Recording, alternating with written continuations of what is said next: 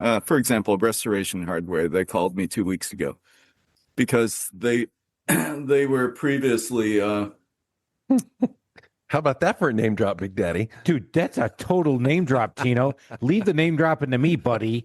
Huh? Restoration Chris Hardware. is pretty Dude, you jealous right now. My little bit it's swollen. And hey, by the way, can you put a good word in for me? Restoration Hardware. So tell me about this. Yeah, absolutely. Oh my God. That is Do they a have huge one, how many dude. stores do they have? One in Buckhead. Where else?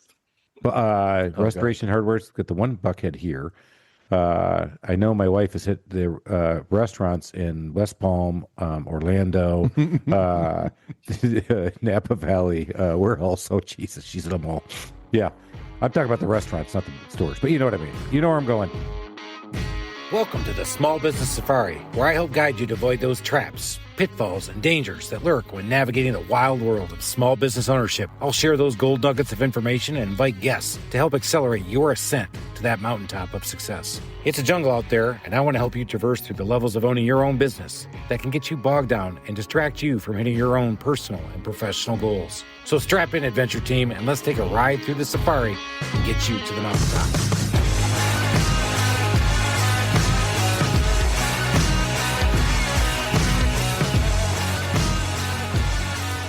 Alan, we have got to air it out. We have got to stream it down the road. We have got to keep on rolling here in Atlanta. Let me tell you what just happened today. What just happened today? Well, we are starting our podcast, and it is another great week. And I tell you guys, I listen to podcasts while I'm driving around. I go out and do estimates with my guys, especially when I'm training new guys. Today, I had to run 3 estimates on my own. And as I streamed to get back here to the podcast studio of the Small Business Safari, I said, I've got to go to the bathroom. And I reached down and realized for the last 3 hours, my fly had been down. Oh, so for 3 estimates, now I was flying the freak flag, Alan. I had it all wide open and showing everything. So now this is a good data point. Yeah. What was your close rate with the fly down? So funny enough, I do think I'm 2 for 3. I didn't even think about that. That's right. I said, So either oh they're my God. impressed or they feel sorry for you. One way or another, it could work. And we've all been there in sales, man. You think you're on, I tell my guys, right, the most important person in the world is that person I'm about to go talk to. I'm totally focused. I'm 100% laser focused on you for this entire appointment. And I tell everybody, check your appearance. My shirt was tucked in clearly, because that's how I knew it was sticking up. because it was sticking out the fly, letting everybody know with my red shirt coming out of my khaki pants. So we're having one hell of a day as an entrepreneur, getting ready to listen to another great entrepreneurial story and hopefully dispense some awesome advice for everybody. But there it is, Alan. I love your candor.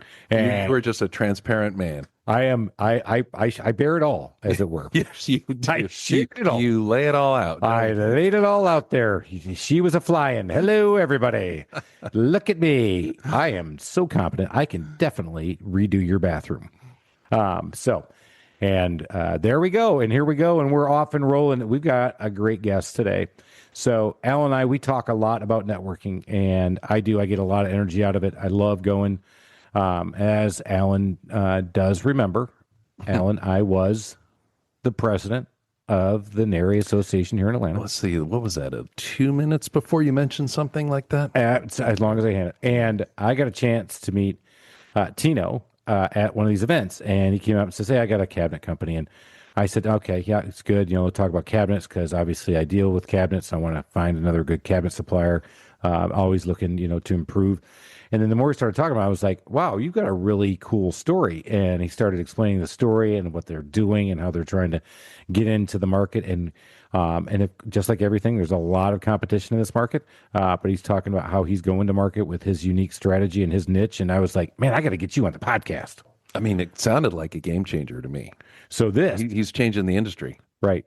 So what threw me off was he handed me his card, and his card says, hello, Baru. And my first thought was, oh, hi, Baru, I'm Chris. And he goes, no, my name is Tino. I'm like, oh, right. I said, let me look again. Don't correct me, Tino, please. No, he did not. He was great. So was your fly up then? But I don't know. I hope you got his name wrong and your fly's down. So check this out. Are you supposed to tell somebody their fly's open or not? What is the appropriate what's the appropriate thing to do in a network? You just hope it goes away, I think. You don't say it. No. You don't to a go- buddy, you do. But you don't to somebody you just meet. You Not, go, not hey, to the person trying to sell you a remodeling job. right. Hey, man, I know you're trying to sell me, but I don't need that much. You know what I'm saying? Let's put that thing back up. Whoa, hello. That's not what we're selling here at the Trusted Toolbox. We got Tino Go from Hello Baru. Welcome, Tino. Hey, thanks for having me. Tino, did you check your fly while I was telling that story? I just asking. You know, even with someone I've just met, I will take them aside and say, hey, check your fly.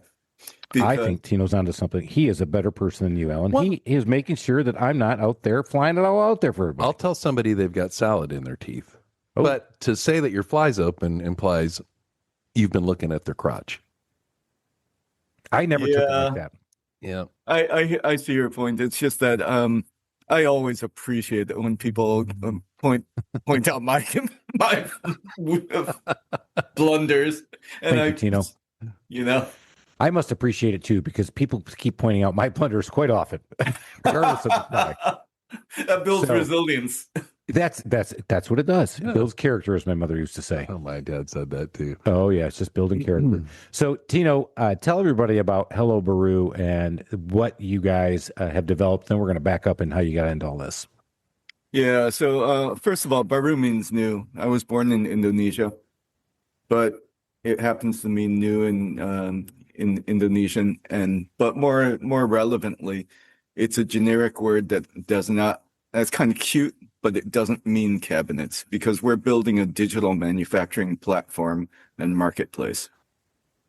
So let's talk about this digital manufacturing platform. Try to explain this to the audience about how you guys are unique in the cabinet business. Well, let me tell you how I started this. So I was a CFO overseeing a really large company, and I wanted a custom bookcase for my house. And I was so frustrated by the medieval process to get a custom bookcase made that when I left that company, I started looking at this industry. You know, the process involved finding someone, getting referrals, someone that maybe you could trust, and then you'd call repeatedly. They'd never call you back. You finally end up, down the industrial park. You knock on the garage door, and someone peeks out the door and say, "Hey, who are you?" And then paper drawings, and then computerized drawings, and revise and resubmit until finally they show you the right price and the right picture. And I thought, oh my God, this is ludicrous, because I had been taking my sons to Maker Faire, which is a digital production, 3D printing, screen to machine type of hobbyist Maker Faire for 10 years at that point. And I thought, how is it that the industry with all this advanced machinery is not taking advantage of what it's capable of to make people's lives easier? And so that was enough of a question that made me look at this industry, cabinet making, furniture making, when I left that company. And so while I was looking for a job, while I was doing fractional CFO work, I was looking at this idea. And I realized that the industry would never be able to evolve on its own because you have high volume producers, centralized manufacturers, or you have these localized job shops doing all the custom work. They were so embedded in their practices that they would never be able to evolve the industry. But at the same time, I saw that there were thousands of underused CNC machines, these cabinet making machines that cost between $250,000 to $500,000. And they were only in use a couple of hours a day at the best cabinet makers throughout the country, throughout the world. Because these machines are digital, I thought, hey, if I could create the software that transformed desire and a payment into machine instructions, I can loop these underused machines into a virtual factory. And the localization of manufacturing plus the on-demand allows for fast customization and elimination of the entire distribution cost structure.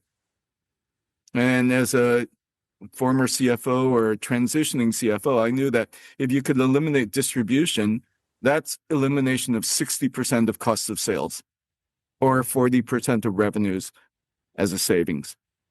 And that's the idea.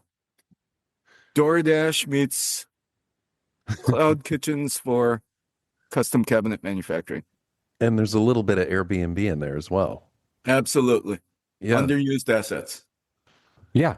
So just think about those. So cabinet maker meets DoorDash meets Airbnb. They have a baby, and hello, Baru. It's new. Yeah. All right. Cute little baby Baru. And here comes baby Baru. So tell us how this works. And because you're right, today, if I'm a homeowner, He just did. no, but if I'm a homeowner, how do I give you my idea and then you produce it for me? Or if I'm a contractor and I do it, talk about how you've eliminated that process. Because today we still do the paper, the digital, this. Tell us how you do it. Because you haven't evolved. Yeah. You have medieval practices, is what he said. Well, at least he didn't call me a caveman. So I'll take that. I mean, I'll take medieval over caveman. You've I've been called evolved a caveman. from a too. caveman to medieval. Oh, grok. Me like wood. I chew wood now. I make cabinet. Yeah, so we're a virtual factory. And if a homeowner comes to us, they recognize that they're going to be able to save between 40 and 60% relative to going direct to a custom cabinet maker. But I will refer a professional to them because they can't figure it out themselves unless they want to. It's a website, they can order. If it's for the garage, I probably won't even care. But if it's for a high-end build, well, I refer a professional to them, whether it's an architect or a designer or a contractor / installer, because they need, the homeowner is never going to know that the walls skew and ceilings bow and floors dip at the wrong places. And, they don't know any of this stuff. Amen to that, my friends. I can promise you that you've had to explain that to everybody. Well, this was a perfectly square wall. And I said, well, let's go back to this. The word is no, it's not perfectly square. There's no such thing in a home. Everything has to, and we have to allow for it. So we got to figure out where we're going to hide this gap.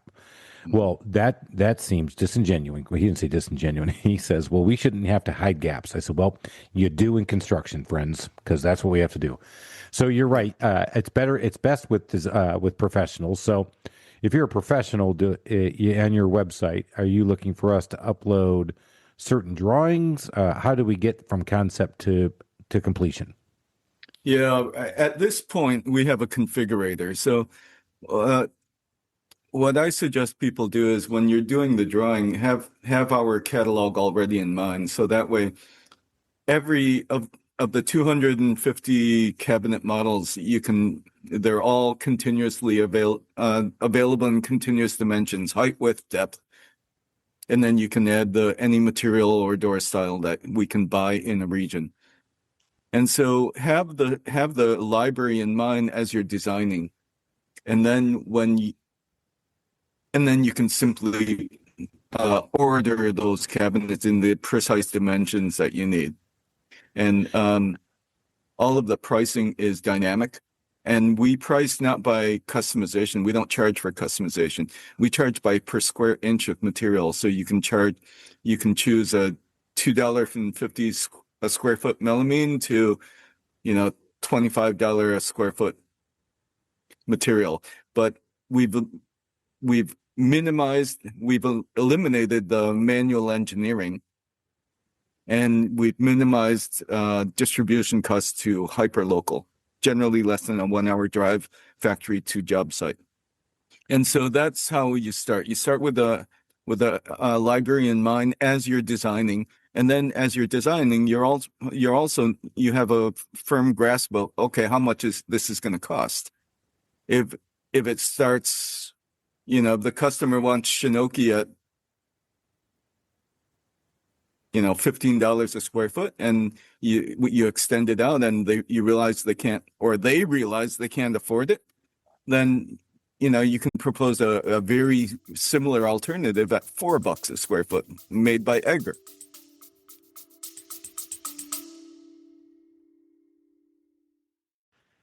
Hiring the right people shouldn't feel overwhelming. At Smart Hire Solutions LLC, they take a smarter, more human approach to hiring. Smart Hire Solutions helps you get the right candidates, carefully vets, presents only the best fits for sales roles, lead technicians, key team members in home services, construction, and many more. No resume pile nightmares, no wasted time. Today's labor market is tough to navigate, and having the Smart Hire Solutions LLC team on board makes it smooth sailing. Founder Tina McKenna brings decades of real-world experience, not only in recruiting, but in marketing. She runs this thing like a business that's involved with you. Check out their fresh approach at yoursmarthire.com. That's yoursmarthire.com. Or connect with Tina McKenna on LinkedIn. That's Tina McKenna with Smart Hire Solutions, LLC, yoursmarthire.com. So if I'm the consumer, I want a new kitchen done, I reach out to your company, you find me a local kitchen designer, we come up with whatever we want, then the designer works with you, and then the designer then runs point on the project and they use their installers, or is that something that you're involved with as well? No, we are simply a website that allows anyone to order custom cabinets without skilled people to order custom cabinets without the shop drawing process. Okay. Love that. Okay, so everything is done locally, and it's whether it's your architect or your designer or whatever, they're basically the project manager, the point person, but they're using your service, they're sourcing, and that the savings comes from just the sheer cost of materials and the savings on the delivery and the distribution, as you said. Yeah, it's Okay, the I get it. efficiency I get it. gain. Did I get it? You're not did? doing Okay. revise and resubmit cycles with your cabinet maker. It's one website, it's one configurator. Everyone reviews that one form, that one sales order. And once everyone's in agreement that, yeah, that does need to be 12 and 5/8 inches, then you can place the order, make the payment. We purchase the materials and we send the machine instructions to our local fabricator that we've already pre-approved and we've pre-synced our software with. And so if there's any customer service issue, does it end up going to that local fabricator or that? No, it comes you're to sure. us, but we collaborate with our local fabricators very well because we pay them their standard rates. In California, we're paying $125 an hour for labor and $65 a sheet for CNC time. And but their costs are for electricity, screws, glue, and assembly, if the customer chooses assembly. And so they're earning their standard rates, but they're dropping between 70 and 90% to their pre-tax line. All right, so you can choose either ready to assemble or assembled cabinets on your site as well, and then obviously installation not done by AI, Alan, still has to be done and not by a robot. So that's why I picked this business. I'm feeling good that the robots aren't going to take us all out, but that's where the efficiency gain goes, and it's hellobaru.com, right? That's where you go to check this thing out. So how long have you guys, let's talk about the business side of this now. You had this idea, you had the incubator. Did you go into the partnership? How did you build that business plan for this idea? Yeah, so I'm a solo founder. So I started this, I spent 4 years working and investigating the idea. And even as I was talking with people, very prominent designers were placing orders for custom furniture from me. It was wild. So I learned how to draw in CAD, and I went to the Amish shop an hour and a half away and had it made, and very early investigations. And then I decided, okay, there was a business model to be had here, and so I found my first co-founder who was a cabinet maker, and that initial test was around, okay, distributed manufacturing, distributing the CNC instructions. And our first customer was Google employees during COVID. They were all setting up home offices, and they were getting a stipend for home offices. And I was, as a solo founder, we were doing custom desks. So sit stand desks, drawers, which was it's still a scarcity. And during that 6-month program, we sold, I don't know, $70,000 in desks and made in 12 cities around the country, 15, 16, 17 different manufacturers. So that was the proof of concept. Yeah, this marketplace, two-sided marketplace would work. And then one of our manufacturers in California said, why don't you get into kitchens? So I moved out to San Francisco in 21 and 22, sold a few $100,000 in kitchens, but we executed this the old-fashioned way. I hired an engineer to produce the drawings, and then we had them cut at one of our local partners.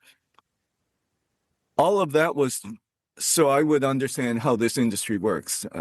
That's where I learned that walls bow and ceilings dip and wave and floors do all the skewness. But I wanted to understand, okay, if I took the time and resources to develop the software, was there still a business that popped out, profit?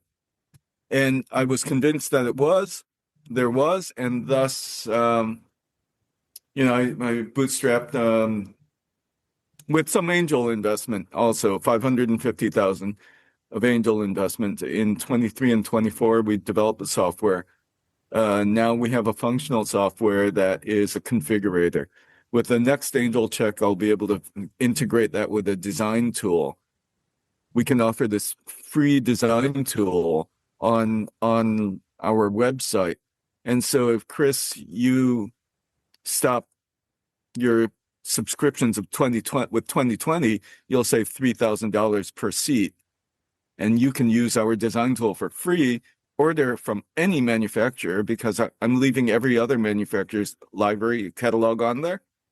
But as a user on the site, if you need customization, you just simply use our library, and eventually people will just discover that our custom pricing is really competitive with even Home Depot at a given quality level. Wow. This is, again, seeing an opportunity. You're right, looking at an antiquated business model that is cabinetry.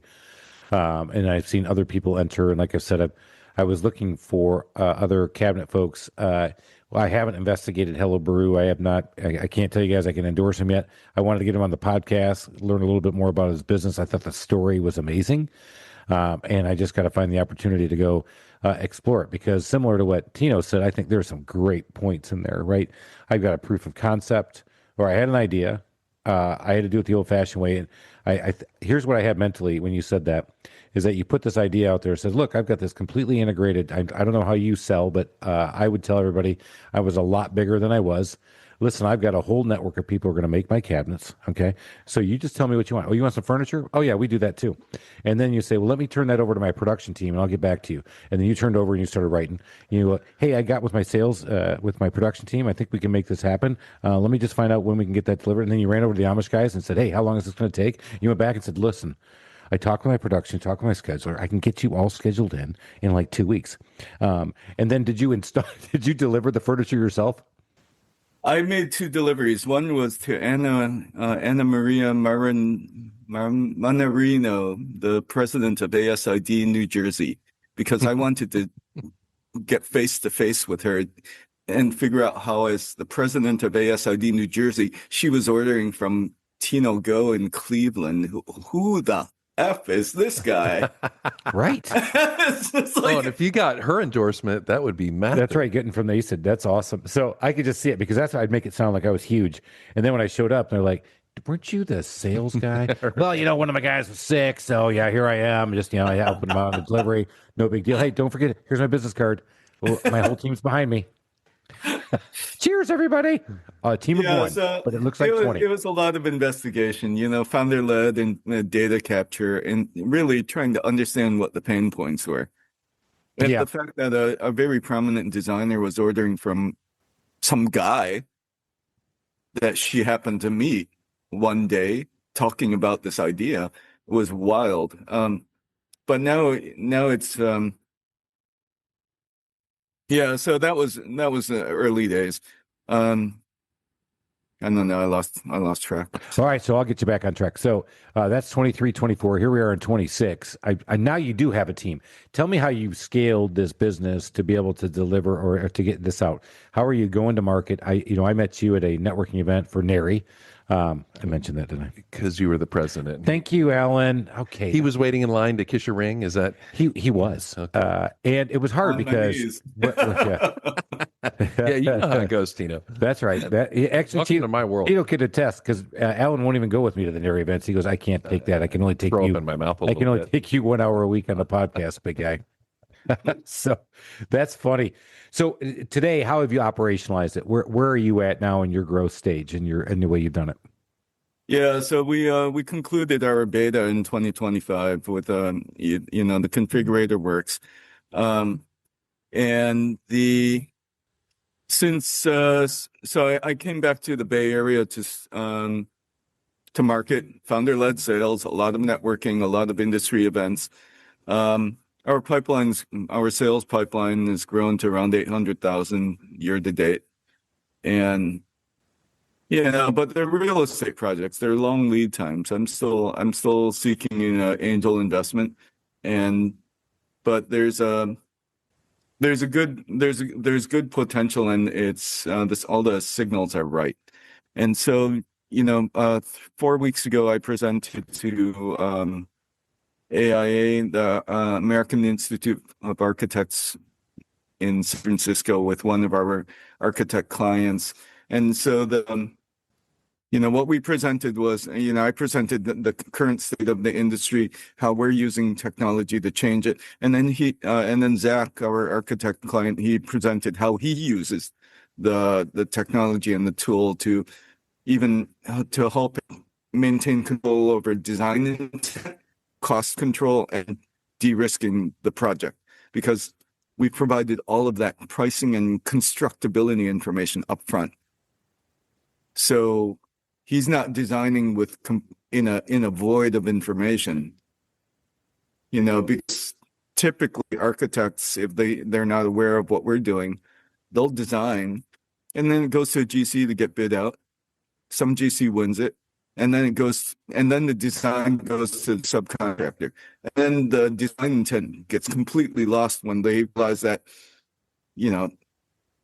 the project can't afford 4x the initial budget idea because of the design. So it gets value engineered the heck out of. Yeah. And so you get to that right up front. Yeah. So you do a lot of that. Yeah, That's exactly. Because you actually hit on what the caveman Grok over here would about to say. Me say, architect don't know what he wants to do. I tell you how to do it better. I do better. I save you money. And you don't. What the customer wanted, what the contractor saw, what the architect designed, all the way down. And then they ended up with a camel with, 3 swings hanging off of it. Yeah, that's right. Yeah. That's exactly right. So he's saying that, wow, that's great endorsement for your architect friend. That's the kind of stuff you obviously, when you go check out hellobrew.com, everybody, go check this. If you're in this business doing cabinetry, obviously it's interesting. If you're not, think about what he just did, and clearly is on the cusp of disrupting an industry. And he, and maybe this will be his last podcast. Maybe he'll get taken out because the cabinet people don't want him to do this. I don't know. The caveman Tino, rise up. Yeah, Tino, be careful. They might be throwing rocks, but good news is they probably have shitty aim, so you'll be fine. What are some of the challenges that came up that you weren't expecting? Yeah, the challenge is with all underfunded startups is getting a bunch of faithful to continue working nights and weekends, with a potential, with a promise, with the hope that this is worth their nights and weekends, and their arguments with their partners have been worth it. It wasn't the product; it was the selling the dream to the people that you needed to help you fulfill the dream. Well, was yeah, the challenge. I can't do this I can't reinvent the industry by myself. I had to have some pretty deep expertise. Right. So you have the subject matter experts, but you've also have to have the people who can create this digital asset for you.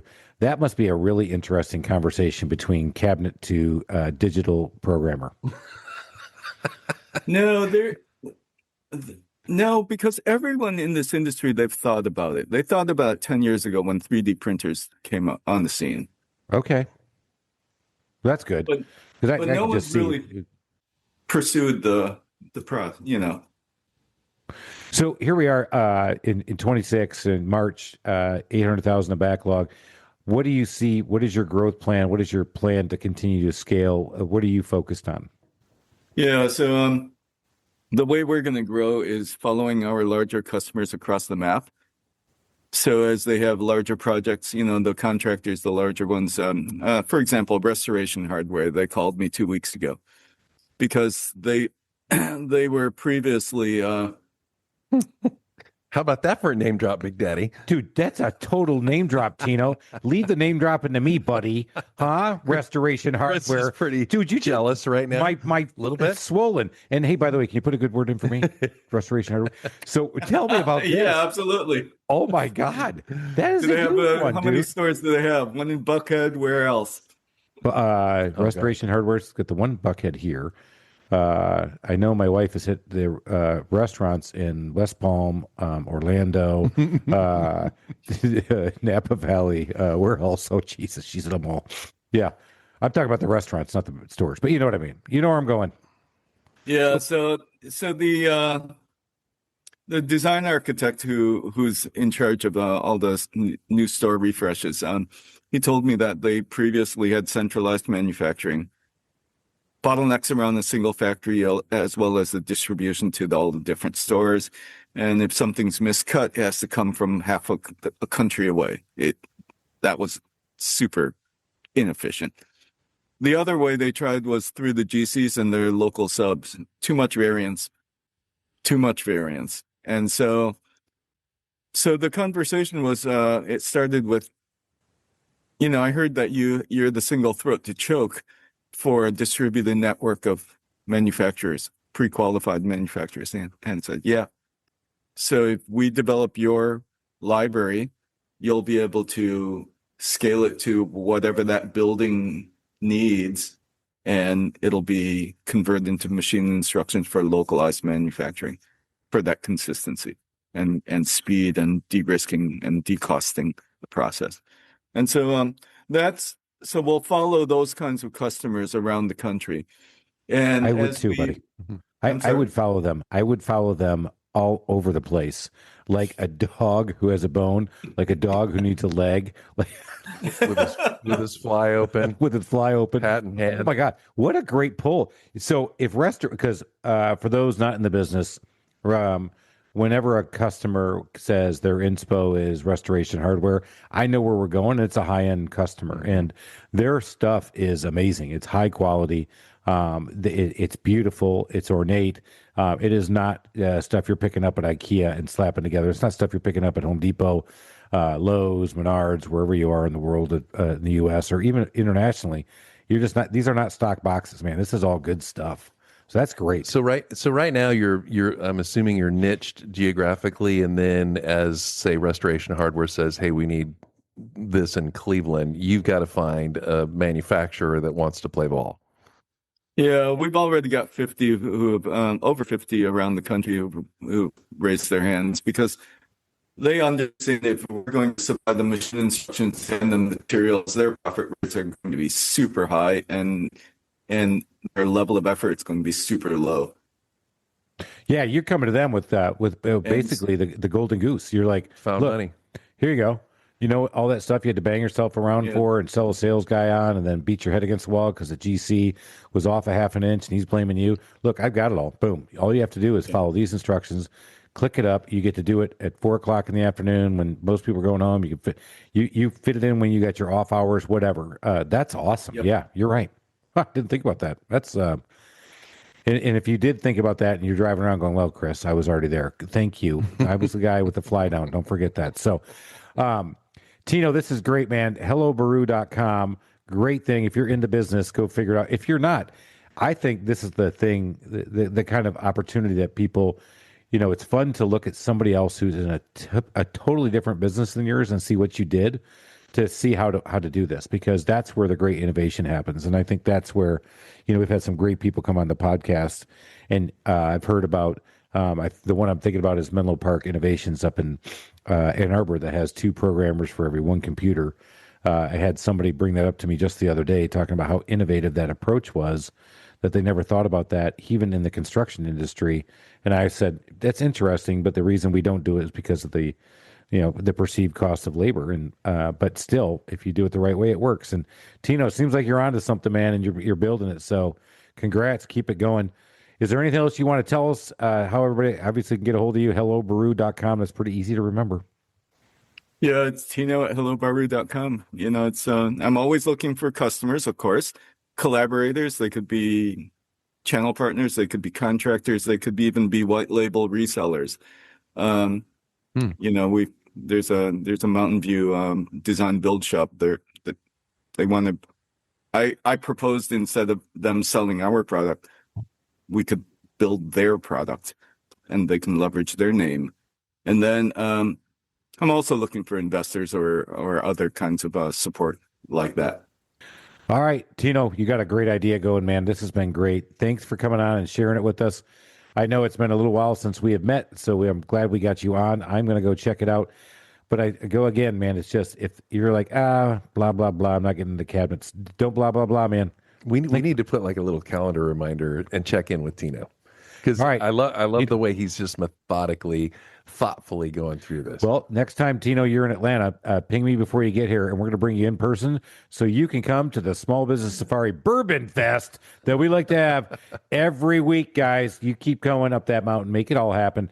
You know what? There's trials, there's tribulations. Sometimes you run out there and run sales with your fly down. Sometimes you talk to somebody on this podcast that's way flipping smarter than you. Mm-hmm. Right, Alan? Almost always. Damn it, he's been good, and he is very sharp. Tino, best of luck to you, man. We're going to put a podcast check reminder on this. 26, we're going to check back with you in about another year. But when you're coming into Atlanta, just ping me on the email. We know we went back and forth on that. I'd love to catch up with you again when you're coming through. And man, continued success, man. Yeah, good luck to you. And to the rest of you, continued success, entrepreneurship. That's what we're here for. Small businesses make up all the business in the world. We've got some great episodes coming up. Don't forget to tell your friends, tell your family. It's the Small Business Safari. We'll catch you on the podcast next week. Cheers, everybody. Bye. Thank you for listening to this episode of the Small Business Safari. Remember, your positive attitude will help you achieve that higher altitude you're looking for in the wild world of small business ownership. And until next time, make it a great day.